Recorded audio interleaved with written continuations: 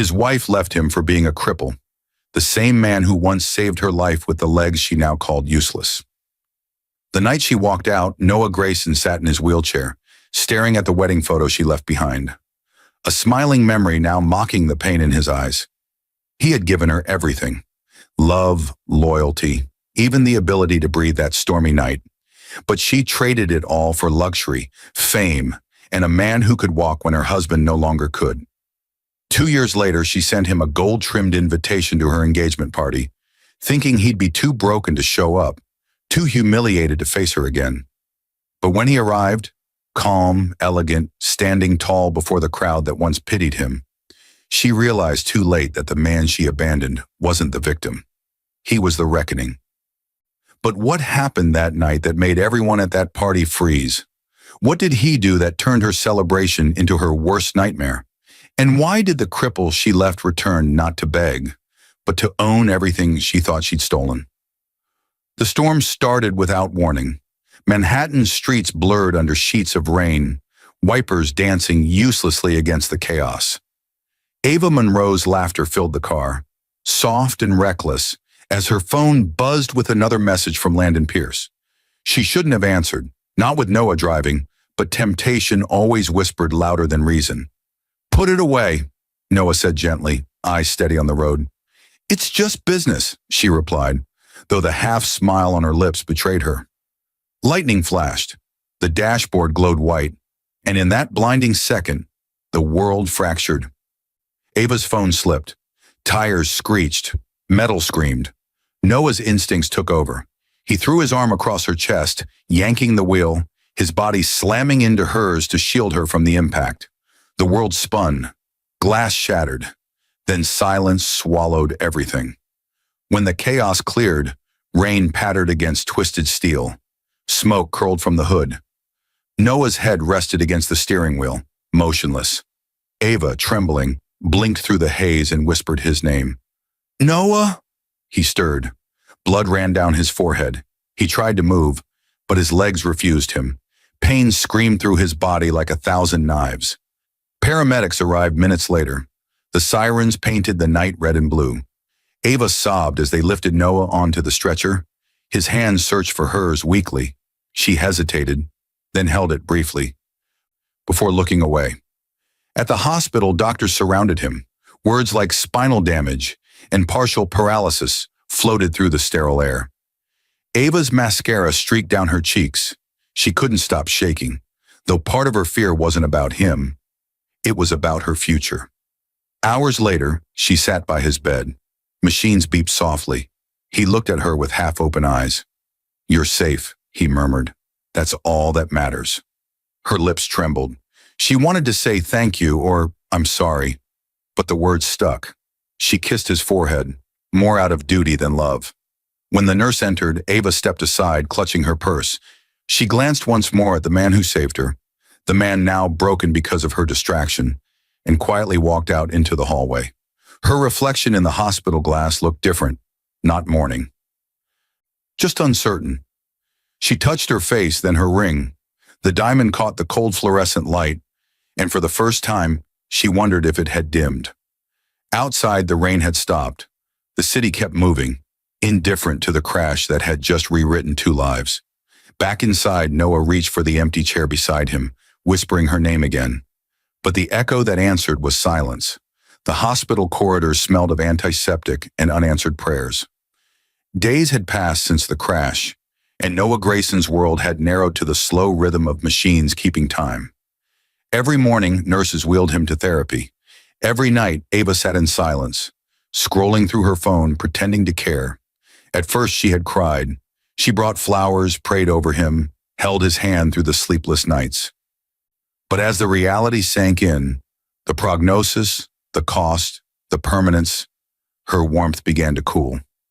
One morning, as Noah tried to lift himself from the bed, his hands trembling, Ava walked in wearing heels and perfume that didn't belong in a hospital. "You're going out?" he asked, voice hopeful. "Just a meeting," she said quickly. "Landon wants to discuss something for the foundation." He smiled weakly. "You're still thinking about the foundation. That's good." She looked at him. The man who used to fix everything, now struggling to hold a cup of water. The pity in her eyes wasn't love anymore. It was exhaustion wrapped in guilt. By the third week, her visits grew shorter. She began missing therapy sessions. Nurses noticed, whispered. One even told Noah quietly, "You're doing great, Mr. Grayson. Keep it up." But he saw the pity in her eyes too, the kind reserved for people left behind. At night, he stared at the ceiling, replaying the accident, her face, the sound of glass shattering. He'd saved her. He'd taken the hit so she could live. That thought should have brought him comfort, but it didn't, because now the woman he saved was slowly disappearing behind a polite smile and a calendar full of meetings. One evening, he heard her arguing outside the room. Her voice cracked through the corridor. "I can't do this forever, Mom. He's not the same man." The words pierced him like needles. When she entered moments later, she smiled as if nothing had happened. He said softly, "You know, I heard that." Her face froze. "Heard what?" He didn't answer, just looked away.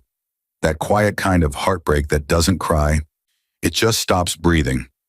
Later, as she adjusted his blanket, she said, "You'll walk again, Noah. I know it." But her tone wasn't faith. It was farewell. When she left that night, he watched her go down the hall in that white coat and high heels, walking quickly, almost running from something she couldn't name. The door closed. The room went still. Noah closed his eyes and whispered to himself, maybe she already did. The day Ava left began like mercy pretending to be routine. Sunlight leaked through the half-open blinds of Noah Grayson's apartment, drawing thin gold lines across the floor. Lines he couldn't step over anymore. He'd been home from rehab for 2 months. The wheelchair squeaked when he moved, a sound he'd grown to hate. Ava was pacing between the living room and the hallway, heels clicking, suitcases half-zipped. "Noah, we need to talk," she said, her voice calm the way a storm is calm right before it breaks. He looked up from the sketch pad on his lap. "You're talking," he said softly. "I'm listening," she sighed. "I can't keep pretending. I tried. God knows I did. But this..." She gestured toward him, toward the chair, the ramp by the door, the physical therapist's schedule pinned to the fridge. "This isn't a life, Noah." He blinked slowly. "It's my life." "I know," she whispered, eyes darting away. "But it's not the one I signed up for." The air in the room thickened. He rolled closer, every movement measured. "You mean the vows?" he asked. "In sickness and in health? You said them too." Her jaw tightened. "You think I wanted this? You think I wanted to spend my 30s babysitting a man who can't?" She stopped herself, shame flickering across her face. He waited. "Finish it." She couldn't. She turned instead, pulling the zipper of her bag in one harsh motion. "I need time to breathe, Noah." "Time," he repeated almost to himself. "Is that what people call leaving now?" Ava's hands trembled as she reached for her purse. "Please don't make this harder." He gave a faint, bitter smile. "I'm paralyzed, Ava. I don't make anything harder anymore." For a moment, neither spoke. The clock ticked like a countdown. Then she set her wedding ring on the table beside the half-empty coffee mug. The sound of metal touching wood was small, but it felt like thunder. She leaned in, kissed his forehead the way someone closes a chapter, and whispered, "You'll find someone who understands." He didn't answer. He watched her walk to the door, heels echoing, hair perfect, posture unbroken, and he thought, so this is how love ends. On 2 good legs. When the latch clicked behind her, the silence roared. Noah stared at the ring she left behind, at the faint lipstick mark on his coffee cup, at the sunlight crawling across the floor toward the door she'd taken. Then he did the only thing left in his control. He wheeled himself to the window, looked out over the city they'd once dreamed about conquering together, and whispered, "I still saved you, Ava, even from me." Outside, a taxi honked, a bird crossed the sky, and somewhere far below, life kept moving. Inside, Noah Grayson sat still, the last echo of her perfume fading like a promise that never meant to stay. The world slowed to the rhythm of metal wheels on tile floors. Noah Grayson's mornings began with pain and ended with silence. Physical therapy smelled like disinfectant and frustration. Every stretch was a war. Every inch forward felt like dragging a mountain uphill. His therapist, Dr. Elaine Harper, was a woman of steel and kindness. "You're stronger than you think," she'd tell him, pressing his trembling legs into motion. "One day your body will remember." But the body doesn't forget heartbreak. Every muscle Noah fought to awaken seemed to echo Ava's absence. He'd stare at the empty chair where she used to sit during therapy. The same chair now filled with sunlight and no one else. Weeks passed. He fell more than he stood. He bled more than he healed. Yet every failure carved resolve into him. He began keeping a journal, a record of progress no one else cared to see. On the first page he wrote, "If I can't stand for her, I'll stand for myself." One evening, his friend and former business partner, Ethan Cole, walked into the rehab center. Ethan had been handling their company, Phoenix Dynamics, since the accident. He carried a laptop and that look of cautious pride. "You're trending, man," Ethan said, half joking. "The world's finally noticing the designs you filed before the crash. The investors are calling. Phoenix is about to explode." Noah blinked. "Without me?" Ethan smiled. "Because of you. I just followed your blueprints." For the first time in months, Noah felt something other than pain, a flicker of purpose. "Then we keep building," he said, quietly. He began spending therapy breaks sketching, designs, innovations, prototypes, things he could still control. His body healed slowly, but his mind burned faster. Every diagram was a rebellion against the pity he saw in others' eyes. Months blurred into a year. By winter, he ditched the full wheelchair for a pair of braces. By spring, he used only a cane. He moved with care, with patience, with quiet revenge stitched into every step. He'd stopped checking Ava's social media, but the world hadn't stopped showing her to him. She'd become a minor celebrity, the philanthropist fiancée of venture capitalist Landon Pierce. Photos of her glittering at charity events filled magazine covers. Every image looked perfect. Every smile looked hollow. One night, while reviewing Phoenix's acquisition proposals, Noah came across Landon's name. His firm was under review for merger, desperate for liquidity. Noah stared at the file for a long time, the cursor blinking like a heartbeat. He whispered, almost amused, "Funny how small the world gets when you stop crawling." Outside, the city lights looked different now. Not unreachable, but conquerable. For the first time since the crash, Noah stood unaided, shaking, sweating, barely stable, but upright. "Stronger than you think," Dr. Harper's voice echoed in his mind. He smiled faintly. "Stronger than she thinks." The first morning Noah Grayson woke up without needing help, the world felt quiet enough to listen. He stood by the window of his penthouse apartment, cane in hand, city lights still flickering from the night before. 2 years ago, he couldn't move without pain. Now, every step was a whisper of triumph. Phoenix Dynamics had grown beyond anything he imagined. The prosthetic exoskeleton designs he'd once sketched in despair were now revolutionizing mobility tech. The man once labeled crippled had built an empire that restored movement to others like him. Investors called him visionary. Competitors called him ruthless. He preferred alive. Every morning began the same. A slow stretch, a quiet prayer, and the reflection of a man who refused to stay broken. The scars on his legs no longer embarrassed him. They reminded him who he'd become. Ethan, his loyal partner, entered the office one afternoon with the grin of someone holding secrets worth millions. "Landon Pierce's firm is desperate," he said, dropping a folder on Noah's desk. "Their valuations are collapsing. You could buy them out in one move." Noah flipped through the numbers, his expression unreadable. "Ava's fiancé?" Ethan nodded. "Yeah, the same one."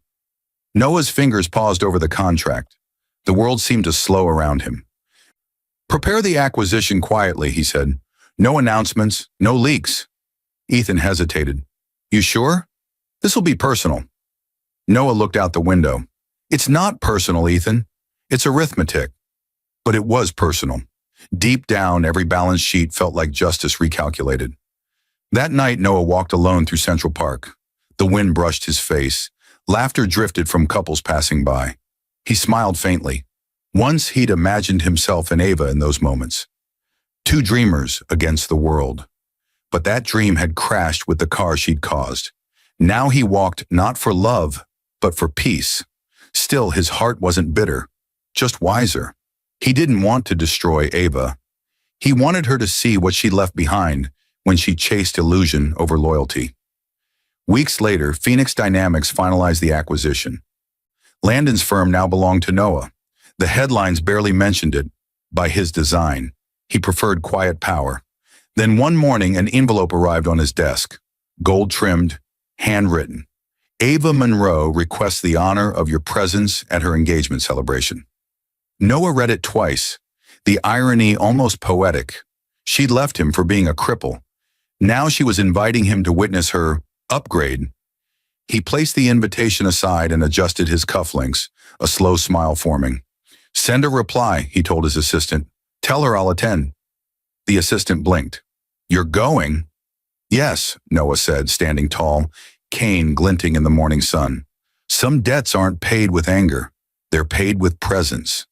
Ava Monroe's life sparkled like a diamond, held under too much light. Flawless from afar, but fragile up close. She was now the face of every magazine that praised the rebirth of grace after tragedy. Her social media shimmered with staged laughter, luxury vacations, and long captions about new beginnings. She told herself it was all real, that she deserved this life, the parties, the penthouses, the attention. But sometimes when the lights dimmed and the champagne went flat, silence whispered truths she didn't want to hear. Her fiancé, Landon Pierce, was everything Noah wasn't, or so she believed. Charming, confident, rich, with the kind of arrogance that made her feel secure. Yet lately, she'd begun to notice cracks. Landon's calls grew colder, his temper shorter. He spoke to her like an investment, not a woman. Do you ever miss the simple days? She asked him one evening as they prepared for a gala. He didn't look up from his phone. Simple doesn't pay for this view, sweetheart. Her smile faltered. I just meant, you think too much, he said, adjusting his cufflinks. Wear the red dress. It photographs better. Ava turned away, eyes dimming. She used to love red. Now it just felt like armor. That night, while reporters snapped photos and praised her glow, she caught her reflection in the hotel's mirrored hallway. For the first time, she didn't recognize the woman smiling back. The lips looked the same. The eyes didn't. Later, alone in bed, she scrolled through old messages, the ones she'd saved and hidden from Noah. Drive safe. I'm proud of you. We'll get through anything. Every word felt heavier now. Her mother's voice echoed in her mind. Never love a man who can't lift you higher. Ava had listened, and now she was drowning at the top. The next morning, she joined Landon for breakfast on their balcony overlooking Manhattan. He was on another call, shouting, cursing, making promises to investors she'd never meet. When he hung up, he looked at her like a stranger. Everything okay? She asked softly. He poured his coffee. We're fine. Just business. You wouldn't understand. Something in his tone made her stomach twist. Is the company in trouble? He laughed. Nothing I can't handle. Then, changing the subject, he said, Oh, we should send out engagement invites this week. She blinked. This week? That's soon. Momentum matters, Ava. She forced a smile. Right. Momentum. That night, she sat at her vanity, addressing the golden invitations by hand. When she reached one name, she froze. Noah Grayson. Her pen hovered above the envelope. Her heart gave a nervous flutter. She told herself it was guilt, or maybe nostalgia. But deep down, it was fear.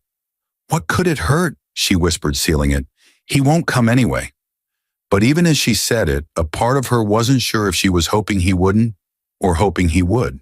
The envelope sat on Noah Grayson's desk like a challenge wrapped in gold. His assistant had left it there with the rest of the morning mail, unaware of the history sealed inside. Noah turned it over slowly, his fingers tracing the elegant handwriting he'd once known by heart. Ava Monroe. For a moment, he didn't open it. He just stared, the city skyline reflected in the glossy surface of the envelope. 2 years ago, she had left him because he couldn't stand. Now, the irony was exquisite. She was inviting him to stand witness to the new life she'd built on the ruins of his. He finally tore the seal. The card shimmered with wealth, embossed lettering, flawless calligraphy. Ava Monroe and Landon Pierce request the honor of your presence at their engagement celebration. The corners of Noah's mouth curved faintly, but not into a smile. It was something quieter, almost disbelief. He set the invitation down, leaned back, and looked out over Manhattan. The same city that once buried him now bowed beneath his company's name. His phone buzzed. It was Ethan. "Did you get it?" Ethan asked, already knowing the answer. "I did," Noah said evenly. "So what are you going to do?" "Attend," Noah replied, his voice calm, deliberate. "Some ghosts deserve to see the living." Ethan hesitated. "You sure that's wise? She doesn't deserve—" "It's not about her," Noah interrupted softly. "It's about closure, and a lesson she won't forget." That night, Noah stood before his mirror, adjusting the cufflinks Ava had given him on their second anniversary. Silver with his initials engraved. The same ones she'd said made him look unstoppable. He'd almost thrown them away once. Now they felt like armor.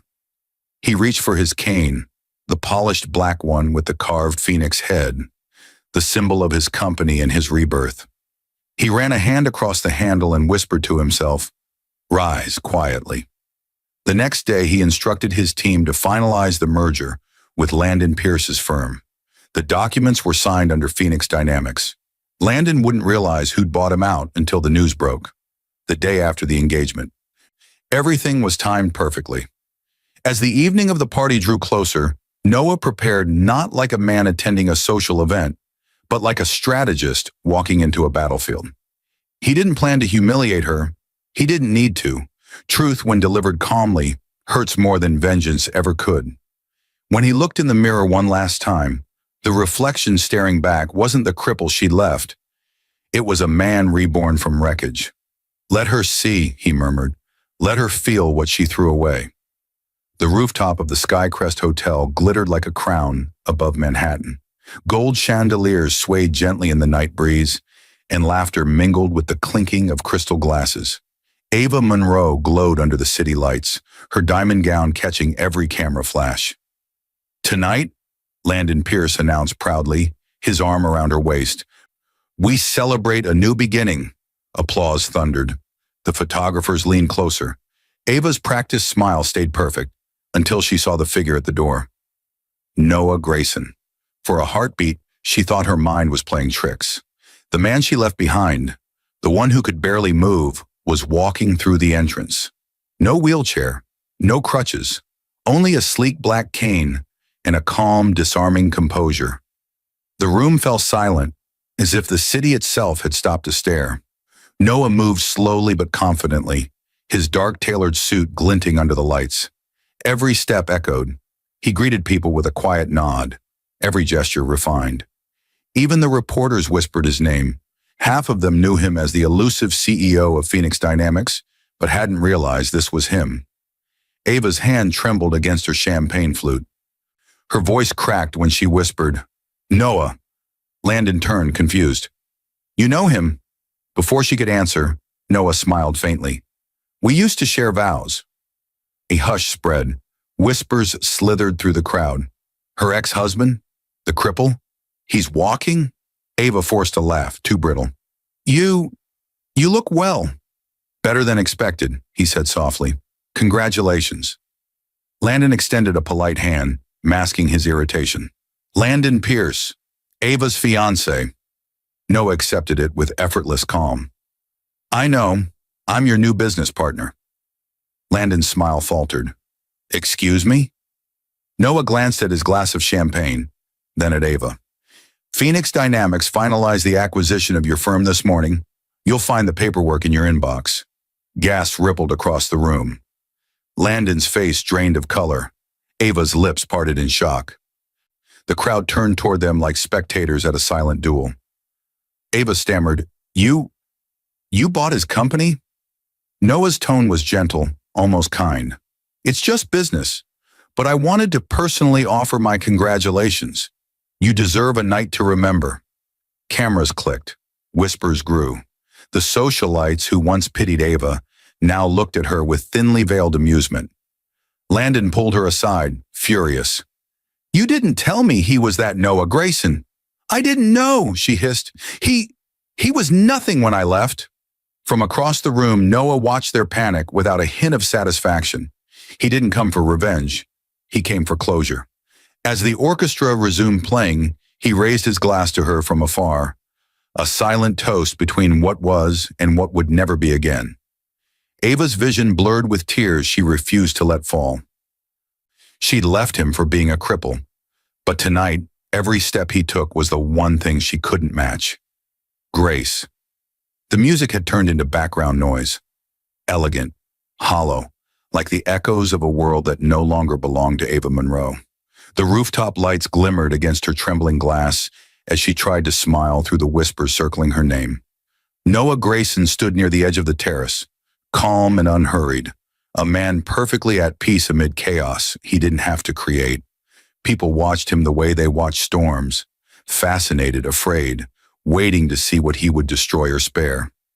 Landon stormed toward him, jaw tight, voice low. "You think this is funny? Crashing my event to humiliate us?" Noah turned, unflinching. "I didn't crash, Landon. I was invited." He nodded toward Ava, whose eyes darted away. "I accepted politely." "You bought my firm behind my back," Landon hissed. "No," Noah said evenly. "I bought it in front of the entire board. You were just too distracted counting your wins to notice your losses." The crowd pretended not to listen, but every phone camera was up recording. Ava took a shaky step forward. "Noah, please don't do this." He faced her then, his expression soft but unreadable. "Do what, Ava? Exist?" Her breath caught. "I didn't mean to hurt you." He tilted his head slightly. "But you did." The air thickened. Even the wind seemed to hold its breath. Noah continued, voice calm, almost compassionate. "You left when I couldn't stand, but I never hated you for that. Pity is a poor substitute for love, and I wouldn't wish it on anyone. I just hoped one day you'd learn the difference." Ava's mascara streaked down her cheeks. "I thought you'd never walk again." "I didn't," he said, stepping closer. "I learned to stand." The words struck harder than any revenge could. Landon scoffed, trying to recover his pride. "You think anyone cares about your sob story? You might own my company, but you'll never—" "Landon," Noah interrupted softly, "you work for me now. I suggest you start your Monday on time." Laughter rippled through the guests, nervous, sharp, disbelieving. Landon's face turned crimson. He grabbed Ava's arm, muttered something harsh, and stormed off, dragging her halfway before she pulled free. Ava turned back to Noah, eyes pleading. "Noah, please, I made a mistake." He looked at her for a long moment, the woman who once called his weakness a burden, now begging him from a place of ruin. He placed his champagne glass on the table, straightened his jacket, and said quietly, "We all do. The difference is, I learned from mine." Then he turned and walked away, each step deliberate, his cane clicking softly against the marble. The sound of closure. The guests parted for him, silent, reverent. Ava sank to her knees, tears splashing on the floor that reflected her like a stranger. Behind her, the laughter of the powerful man she left behind faded into the night. Not cruel, not loud, just gone. And for the first time, Ava Monroe understood what true loss felt like. Not when a man can't walk, but when he finally walks away. The city below burned with light, a million windows reflecting lives moving on. Up on the rooftop, the music had died, the guests had scattered, and Ava Monroe stood alone amid the glitter and glass of her fallen celebration. Her engagement ring lay somewhere between the champagne stains and broken pride. Noah Grayson was already gone. She leaned against the railing, eyes swollen, dress heavy with the weight of everything she'd lost. For years, she'd chased perfection, the kind that photographs well but feels empty in the dark. She thought power was having people look up to her. Tonight, she learned power was walking away without needing to be seen. Across the city, Noah's car moved silently through traffic. The driver said nothing. The world outside flickered past. Billboards, skyscrapers, memories. He watched them with quiet detachment, the calm of a man who had finally buried the ghost that haunted him. In his hand rested the gold-trimmed invitation, now folded once, neatly, a keepsake not of bitterness, but of closure. He thought of Ava's trembling voice, the way her eyes had begged for forgiveness. Once he would have taken her back, clung to hope, believed love could rebuild what pride destroyed. Not anymore. Some things he'd learned weren't meant to be repaired. They were meant to remind. When the car stopped at a red light, he rolled down the window slightly. Cool night air brushed against his face.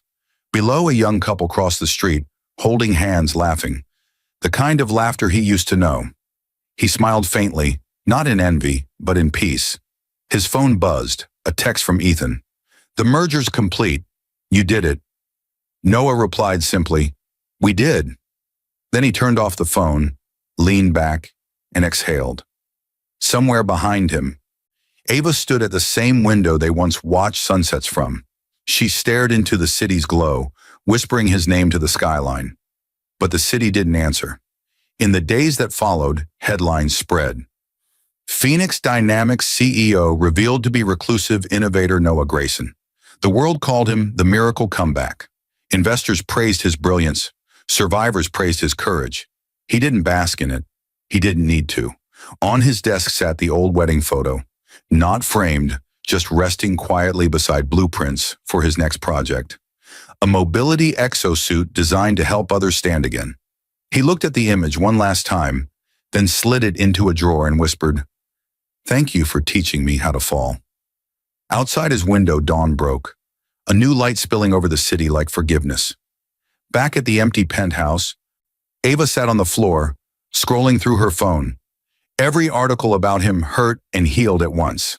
When she saw the photo of him at a charity event, smiling beside patients walking for the first time, she whispered, "You finally stood, and I'm the one who fell."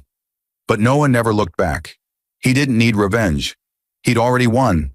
Quietly, completely, beautifully. Because sometimes the cripple they left behind doesn't just walk again, he learns to fly.